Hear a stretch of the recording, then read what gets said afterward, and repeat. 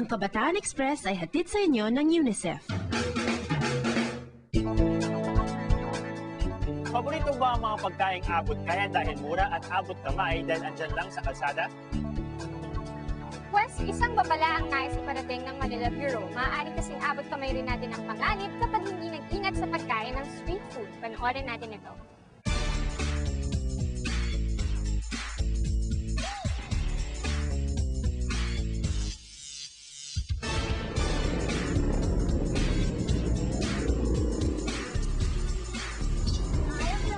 Sinasabing hindi ka true blue Pinoy kung hindi ka man lang nakatikim o nakakita ng mga ito.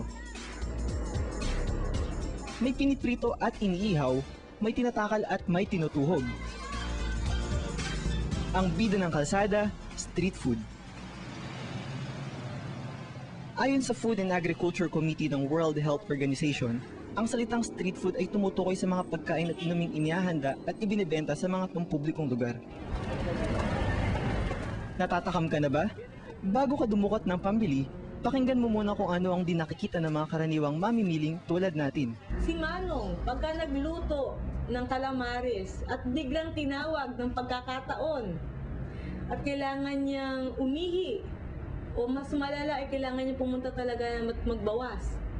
Saan niya gagawin yun? Sa tingin niyo ba itong mama na to o itong ali na to, pagka sila ay pumunta sa banyo o sa kubeta, maghuhugas ba sila ng kamay nila ng maigi? Ang sabi natin, dapat 20 seconds maghuhugas ng kamay. Isipin niyo kung saan niya hinawak yung kamay niya at saan niya ulit ihahawak yung kamay niya doon sa kakainin ninyo. So from the start, from purchasing, sa pagkakabili pa lang nila ng raw materials hanggang sa pagluto at bago niyo kainin, hindi siya safe. Cross-contamination ang tawag sa pagkakaroon ng dumi sa pagkain mula sa ibang bagay tulad ng maruming kamay, kagamitan at kapaligiran. Ang street food, wala naman silang establishmento na nagsasara ng kanilang kainan at parang hindi maalikubukan ng mga tambucho, yung usok ng tambucho. So alam natin na ito ay toxin. So yun kinakain din natin. Dahil dito, maaari tayong makakuha ng foodborne illness o sakit na dulot ng maruruming pagkain. Ang populasyong pinakaapektado nito ay ang mga matatanda, mga nanin na nagpapasuso at mga bata. Pero makakaiwas ba ang mga bata kung kadalasay sa mga gilid ng paaralan makikita ang mga nagtitinda ng street food? Ngayon sa mga bata, ang number 1 is rotavirus at saka hepatitis A.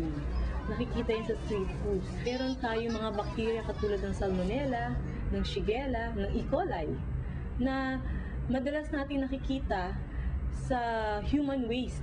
At itong mga bakterya na to, sabihin man natin na namatay siya dahil sa init ng mantika.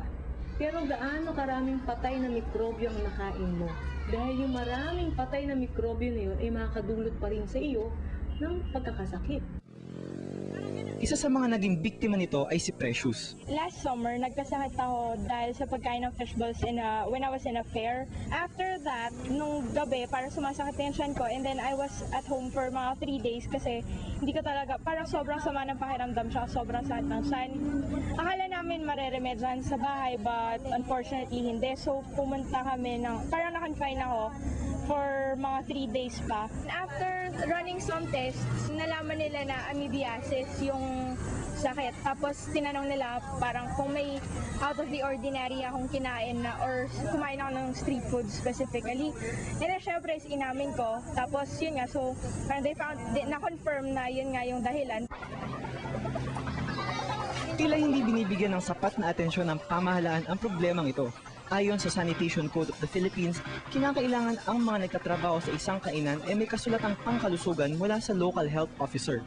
Kailangan din laging sumasailalim sa inspeksyon ang mga kainan upang matiyak ang kanilang kalinisan.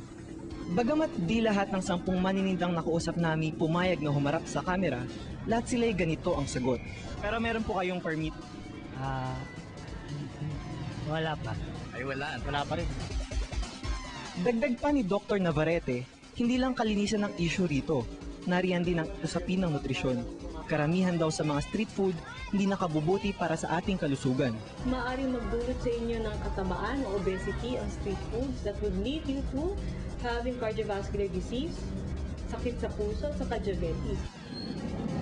Pero bakit sa kabila ng mga panganib ay patok na patok pa rin ito? Kasi masarap eh. Ang sabi ko to. Masarap eh. Tapos, Mura. Pang kalahatan yun. Masarap pang Pilipino. Ng lasa. Dati ganito rin siguro ang isasagot ni Precious.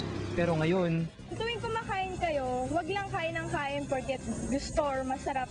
Tignan nyo rin yung possible consequences ng mga kinakain nyo. So dapat tayong mga mamimili ang maging vigilante, tayo ang mas maging agresibo. Tatangkilikin ba natin ang isang pagkain na alam natin magkakasakit tayo? Sana hindi.